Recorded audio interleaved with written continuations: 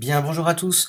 L'objectif de cette capsule, c'est vous montrer comment faire facilement une capsule vidéo avec que des logiciels, soit que vous avez certainement chez vous, comme PowerPoint, et après que des logiciels soit gratuits, soit sur Internet. Donc, dans une capsule vidéo, on peut avoir envie d'insérer des documents qu'on a distribués aux élèves pour montrer un peu ce qu'on leur demande. Vous ouvrez votre document Word et là vraiment le plus simple, vous appuyez sur la touche qui est en haut à droite de votre clavier où il y a marqué imprime écran ou imprime écran système. Vous allez prendre une photo de tout ce qui est présent à votre écran, sur votre écran. Ensuite vous revenez dans votre PowerPoint, sur votre nouvelle diapo et vous faites simplement bouton droit coller et vous récupérez la photo que vous venez de prendre de votre écran.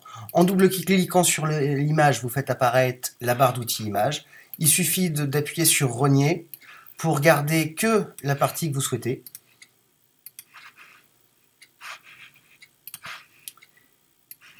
Voilà. Et une fois que c'est fait et mis en plein écran, on va avoir une visibilité tout à fait correcte, même sur une vidéo. Si vous souhaitez la rendre un peu plus agréable à regarder, vous avez là-haut un tas d'effets que vous pouvez faire qui ont, voilà, ça fait un petit reflet, ça rend peut-être la capture un peu plus agréable. Ensuite, pour insérer les vidéos. Tout d'abord, si c'est une vidéo YouTube, quand vous êtes sur YouTube, donc là j'utilise Firefox, dans Firefox, vous avez des outils que vous pouvez télécharger, c'est des fonctions supplémentaires, donc ça se trouve dans Outils, module complémentaire, et il y en a un qui est en train de tourner là-haut, ici, qui s'appelle Download Helper.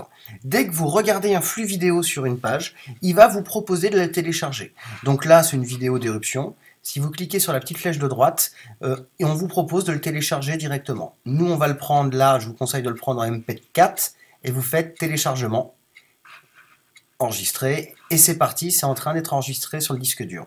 L'intérêt, en salle, si vous n'avez pas de connexion Internet, ça peut permettre de passer n'importe quelle vidéo que vous aurez trouvée, notamment sur YouTube. Une fois chargé, on va revenir dans notre diaporama.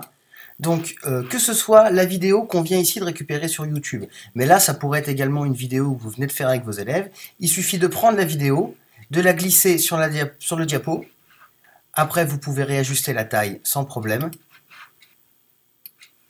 mettre en plein écran si vous voulez. Et quand vous passerez le diaporama, il suffira de faire lecture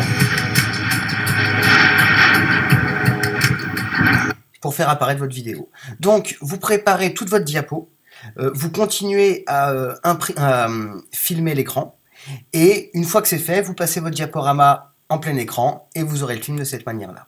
Une fois que votre vidéo est créée, il faut réussir à la partager avec les autres. Là, je vous conseille le plus simple, c'est YouTube. Vous allez sur YouTube et quand vous vous connectez sur YouTube, vous avez ici un petit onglet qui s'appelle Mettre en ligne. Vous cliquez dessus. Et là, comme tout à l'heure, c'est très simple. Le fichier que vous voulez mettre en ligne, vous prenez, vous le glissez ici et c'est parti.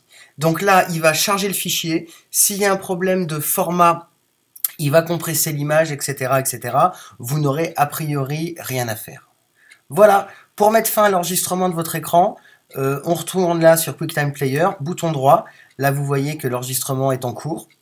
Donc on va simplement cliquer sur l'onglet arrêter l'enregistrement et c'est terminé. Voilà, j'espère que ça vous sera utile. À bientôt.